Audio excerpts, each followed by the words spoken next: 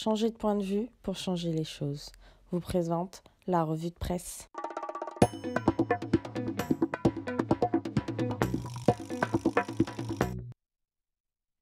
Georges Delataille, bonjour. J'imagine qu'on va commencer par parler de la bonne tenue du CAC 40 et de ses conséquences. Bonjour Jean-François, le CAC est en forme et les investisseurs particuliers le sont tout autant. L'AMF a publié son tableau de bord des investisseurs particuliers actifs pour le troisième trimestre et les chiffres sont très parlants. Sur un an, l'activité des épargnants en direct sur les actions a augmenté de 30% alors que celle des ETF est restée stable. Autre information intéressante, les actions représentent 7 fois plus que les ETF. C'est donc un grand succès.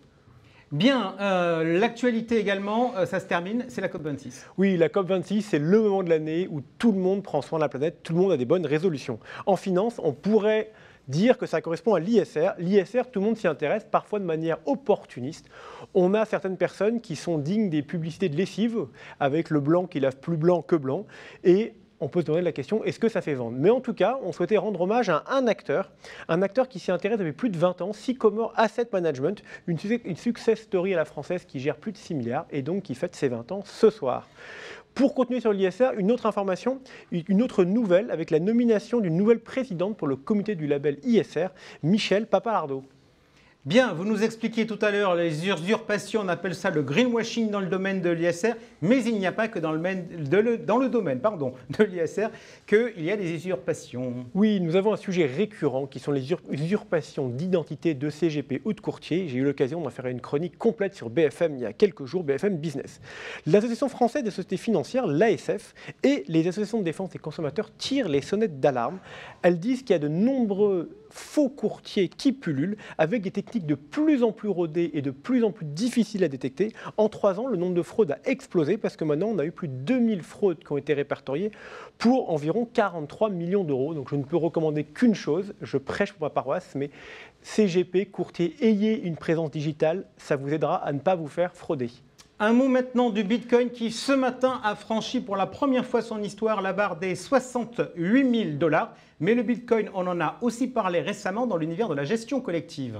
Oui, et un premier ETF a été créé adossé au Bitcoin. Ce fonds indiciel qui est coté à New York a rencontré un grand succès dès son lancement. Pour essayer de limiter la volatilité, l'argent n'est pas placé en Bitcoin, mais sur des contrats à terme liés au Bitcoin. Ce produit, il est plus pour les investisseurs institutionnels que pour les particuliers. On constate que les particuliers vont acheter directement du Bitcoin ou toutes les autres crypto-monnaies. Sans transition, on passe maintenant à l'immobilier. Le mois dernier, vous nous avez dit qu'on attendait les règles du Pinel. Ça y est, on les a? Ouais, c'est la fin du suspense sur l'avenir du Pinel. La ministre du Logement, Emmanuelle Wargon, a dévoilé le nouveau Pinel. L'objectif du gouvernement, il est très clair.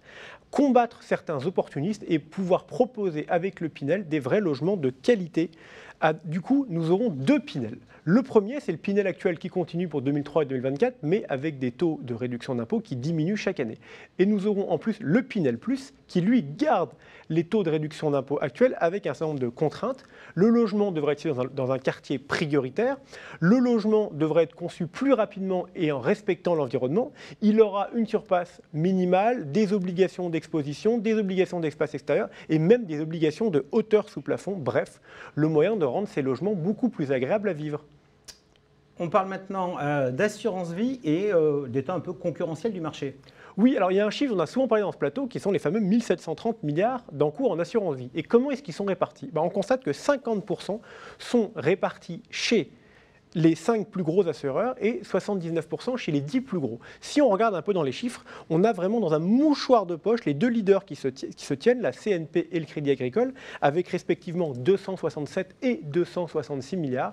Et on a un deuxième mouchoir de poche pour les 3 suivants, AXA, Crédit Mutuel et BNP Paribas, avec respectivement 139, 138 et 136 milliards. Ok, on note d'ailleurs que dans ce classement, il n'y a qu'un seul assureur traditionnel, les autres sont des banques assureurs. On conclut avec le Mercato. Oui, le mouvement de rapprochement de cette gestion se poursuit. Je vais vous en citer 3 ce mois-ci. Wizeam, qui est racheté par le groupe Cristal. La financière Abrevel, qui fait l'acquisition d'Actis Patrimoine et d'Actis Asset Management. Et enfin, la finalisation du rachat d'Amplegest par Cyrus. Pour finir, je voudrais qu'on prenne le large, qu'on aille en mer ensemble, Jean-François, et qu'on souhaite bon vent à tous les marins de la Transat Jacques Vabre, en ayant une pensée particulière pour, je ne vais d'oublier personne, le groupe Apicil, Arkea, la Banque Populaire, la Banque du Léman, Corum, le Crédit Mutuel, Edmond Rothschild, Interavest et Primonial. On espère qu'ils vont tous arriver premiers en Martinique. Et Jean-François, je ne voudrais pas vous oublier, je crois que vous faites vous aussi depuis votre canapé cette transat. Vous n'avez pas l'air de la mer, mais je suis sûr que vous allez gagner aussi. Eh bien, je vais vous faire une confidence, je n'ai pas ma tablette actuellement, donc je ne peux changer mon cap, mais garder ou changer le cap, ça reste une question pour les voileux, ça reste aussi une question pour les gestionnaires de patrimoine. Allez, tout de suite.